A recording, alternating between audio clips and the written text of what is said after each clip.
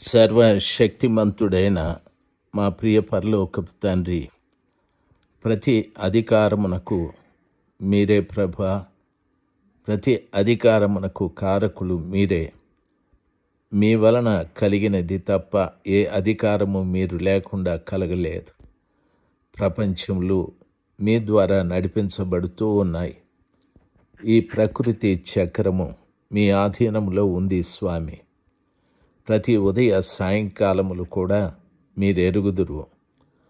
అద్భుతమైనటువంటి మీ యొక్క కృపను బట్టి మేము ఈ మనుగడ సాగించుటకు కృప దయచేశారు. మీది శాశ్వతమైన ప్రేమ. ఆ ప్రేమ మా మీద ఉంచబెట్టే ఈ రీతిగా మేము జీవించుటకు కృపను అనుగ్రహిస్తూ వచ్చారు. అద్భుతములు, ఆశ్చర్యాలు చేసే దేవుడు మీరు. మహత్కార్యాలు చేసే దేవుడు. మహోన్నతుడైన దేవ, నీ పవిత్రమైన పాదముల చెంత ప్రతి బిడ్డకు ఏక మనస్సు దయచేయండి. ప్రతి కుటుంబానికి, ప్రతి సంఘంలో కూడా ఆ రీతిగా బిడ్డలు ఏక మనసు కలిగి ప్రార్థించేవారుగా, మీ ఆత్మను పొందుకొనువారుగా, మిమ్మను మహిమపరచు వారినిగా ప్రతి వారిని మీరు చేయమని ప్రార్థిస్తున్నాను. మీరే ప్రతి వారి పట్ల కృప చూపెట్టి కార్యము చేయమని యేసు ప్రభుల వారి నామంలో ప్రార్థన చేసి వేడుకుంటున్నాను పరలోకపు తండ్రి. Amen, amen.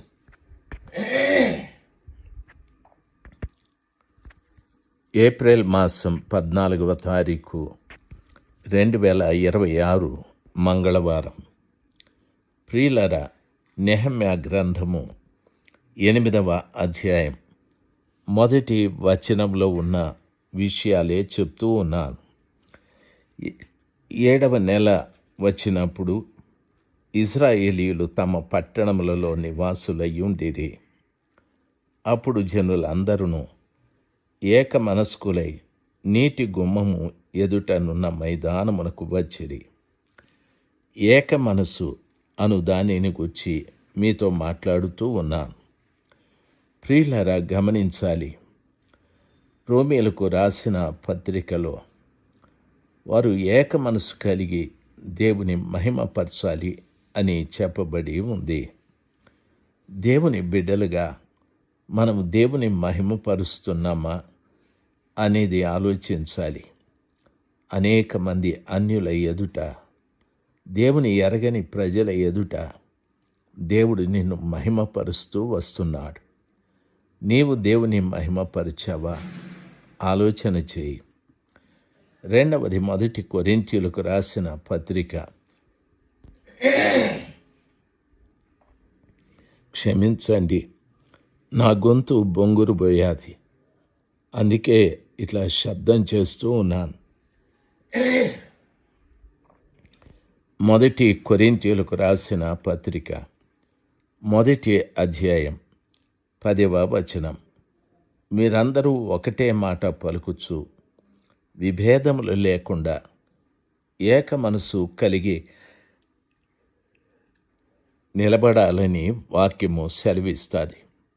అంటే దాని అర్థం విభేదాలు ఉండకూడదు. అది కుటుంబంలో కానీ, సంఘంలో కానీ.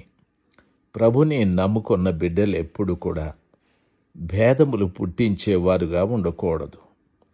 మనము సువార్త ప్రకటించటానికే ప్రభు మనల్ని వెదికి రక్షించుకున్నాడు. భేదాలు పుట్టించే ఆలోచనలు మనలో ఉండకూడదు.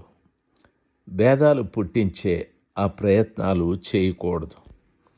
చాలామంది విశ్వాసుల మధ్యన భేదాలు పుట్టిస్తూ ఉంటారు. వారికి భేదాభిప్రాయాలు కలిగి ఉంటారు. విశ్వాసుల జీవితంలో భేదములే కాదు. విశ్వాసులు ఒకరి కుటుంబానికి మరొక కుటుంబానికి భేదాభిప్రాయాలు కలగజేస్తూ ఉంటారు. భేదాభిప్రాయములు కలగజేసేవారు సాతాను సంబంధులై ఉంటారు. ఏక మనసు కలిగి జీవించేటటువంటి వారు ప్రభు పిల్లలై ఉంటారు.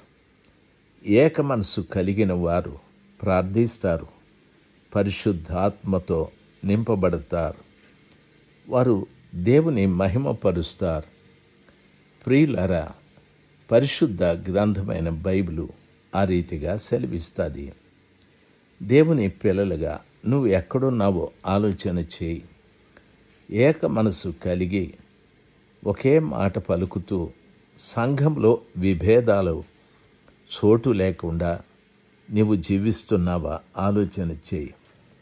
సంఘంలో విభేదాలు కలిగిస్తున్నావంటే కాస్త దీర్ఘంగా ఆలోచన చేస్తే అపోస్తుడైన పౌలు గారు చెప్పిన మాట, మీరు దేవుని వ్యవసాయమును, దేవుని కుటుంబమునై ఉన్నారు, నేను దేవుని జతపనివాడనై ఉన్నాను అని చెప్పాడు. ఒక సేవకుడు దేవుని జతపనివాడు. ఆయనలో మంచున్నా చెడున్నా ఆ జతపనివాడైన ప్రభువు చూసుకుంటూ అని సరిచేస్తూ వస్తాడు. అయితే సంఘాన్ని గురించి మాట్లాడేటప్పుడు ఆయన మీరు దేవుని వ్యవసాయం, దేవుని కుటుంబము అని చెప్పాడు. సంఘము అనేది ఒక వ్యవసాయం. మనము భేదాభిప్రాయాలు పుట్టించామంటే వ్యవసాయాన్ని పాడు చేస్తున్నామని అర్థం. ఆ వ్యవసాయం దేవునిది, అక్కడ పంట రాకుండా పాడు చేస్తున్నామని అర్థం. రెండవది, మీరు దేవుని గృహమునై ఉన్నారు అని చెప్పాడు. దేవుని గృహము అంటే ఇక్కడ మనము భేదాభిప్రాయాలు పుట్టిస్తున్నామంటే దేవుని గృహములో భేదాభిప్రాయాలు పుట్టించే వారమని దయచేసి మరిచిపోకండి. దేవుని కుటుంబంలో భేదాభిప్రాయాలు పుట్టించి అక్కడ నుండి పాతాళంలోకి పడద్రోయబడిన వ్యక్తి ఒక ఆయన ఉన్నాడు. ఆయన పేరు లూసిఫర్.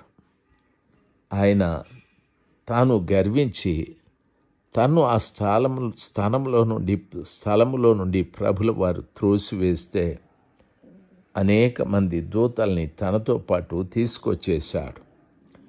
వారిప్పుడు ఇక్కడ దురాత్మలుగా సంచారం చేస్తూ అనేక మంది జీవితాలను పాడు చేస్తూ ఉన్నారు. వారు దేవునికి ప్రజలకి మధ్యన భేదాభిప్రాయాలు పుట్టిస్తూ ఉన్నారు. ఒకవేళ నీవు ఆ లక్షణం కలిగి ఉంటే, భేదాభిప్రాయాలు కలిగించే ఆలోచన నీకుంటే, నీవు కూడా సాతాను సంబంధివి అని అర్థం చేసుకోవాలి.